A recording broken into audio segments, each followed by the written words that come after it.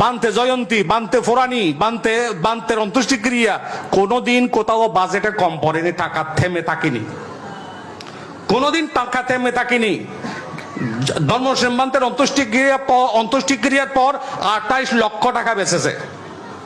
অন্ত্যেষ্টিক্রিয়ার পর এইরকম করে সব ভান্তের অন্ত্যেষ্টিক্রিয়ায় বেঁচেছে, জয়ন্তীতে বেঁচেছে, এবং বিহার নির্মাণের কাজেও বাঁচবে, কোনোদিনও কম পড়বে না আপনাদের মধ্যে যদি আন্তরিকতা, শ্রদ্ধা, স্নেহর ভালোবাসা বন্ধন থাকে।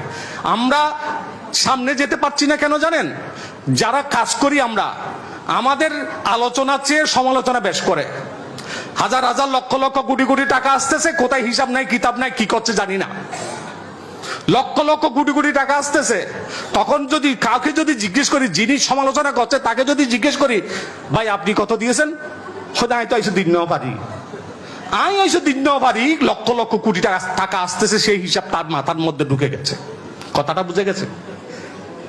লক্ষ লক্ষ কোটি কোটি টাকা আসতেছে, ফিয়ার বড়ুয়া জানে, তিনি কাজ করেন, কাজের মানুষ যারা তারা জানেন। আমি কাজ করেছি, আমি জানি পহটিয়া বিহার নির্মাণ করতে গিয়ে লক্ষ লক্ষ কোটি কোটি টাকা আসতেছে, তার কোনো হিসাব কিতাব নাই। আমি বললাম যে আপনার মেয়ে তো আমেরিকাতে থাকে, আপনার মেয়ে বিহারের জন্য কিছু দিয়েছে কিনা জিজ্ঞেস করেছেন? বলে যে হতাও এল তো, কিন্তু কিছু তো দিন নেওয়া পারে বলে।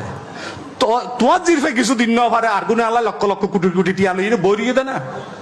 উপস্থিত সুধীজন, আমরা আলোচনা চেয়ে সমালোচনা, আকামের চেয়ে কুকাম বেশি করি, আকামের চেয়ে কুকাম বেশি করি, আলোচনার চেয়ে সমালোচনা বেশি করি, ভালো কাজের চেয়ে খারাপ কাজ বেশি করি, যার কারণে আমাদের কাজ এগোতে পারে না। আমরা শুধু ল্যাং মারতেই থাকি, আমরা শুধু ল্যাং মারতেই থাকি, আমরা শুধু তাকে কেনে কি করে টেনে নামাতে পারি ওই চিন্তাতে বেশি থাকি, যার কারণে কাজ এগোতে পারে না, কাজ এগোতে পারে না।